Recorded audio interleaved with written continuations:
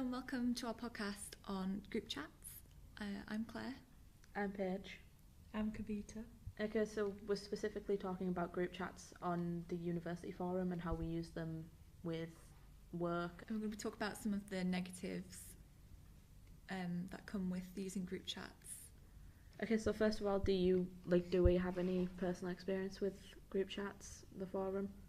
I would say that I've had experience before, and I think the main thing with group chats is the chats move so fast that things get said so quickly. It's more of casual bullying if something gets said, because it's just said so fast. People don't really think about what they're saying, and you can't see how people react or how it's meant to be interpreted because it's online and you can't see the face to face. Exactly, so anything as little as like full stops and capital letters can mean a lot more in a group chat than they would in real life. And things can get taken the wrong way really easily as well.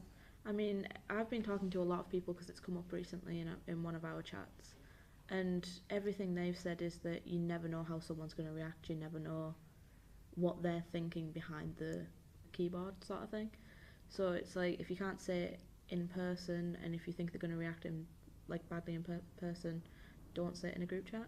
Okay, so in this technological age with the rise of social media, it's obviously more important now to be more careful about what you're saying online.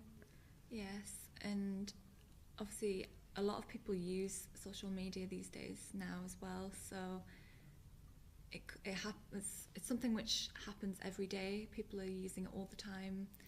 People are doing work and discussing work through group chats and social media and planning work, and it's used so much. It's more convenient, isn't it, than an email or phoning someone to meet up. It's just more convenient to put it into a chat. It's arguably quicker as well, and you can see when they've seen a message, and so it makes work, in theory, more efficient.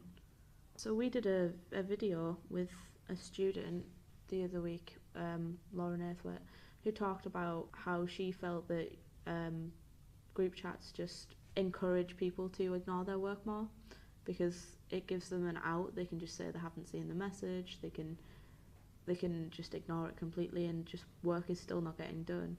And she thinks obviously it just encourages students to be less interactive. I mean, I like the fact that she pointed out that email would be a much better choice than group chats.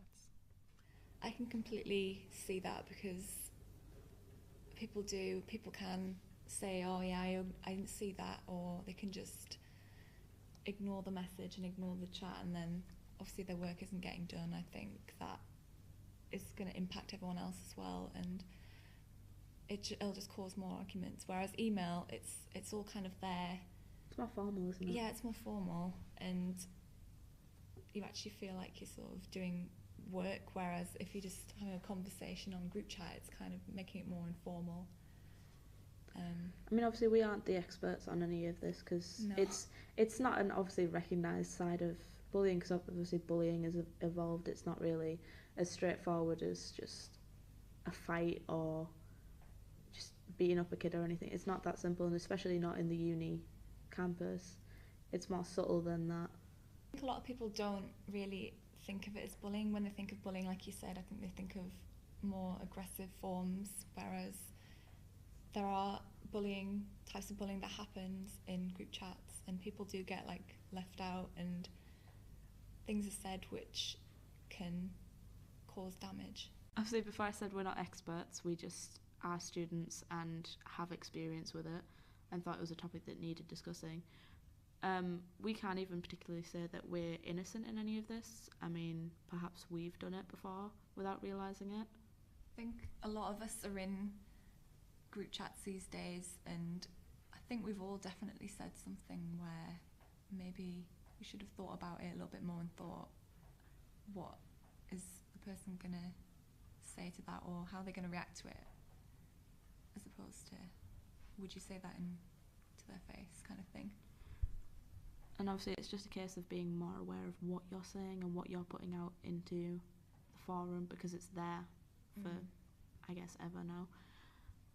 But it's like, is it an issue that's too far gone to catch? I think there's there's a possibility that people could change, but I think it's something which is so quick when you're replying in a group chat. I think sometimes people don't really think about what they're saying, like it's so quick. The chat just moves on so quickly. But I think there always will be people who will think about what they're saying, and hopefully we can maybe get people to think about what they are saying and think about, are they potentially bullying someone in some way? I think everyone should just think before they write, because it can Think before they type. Yes!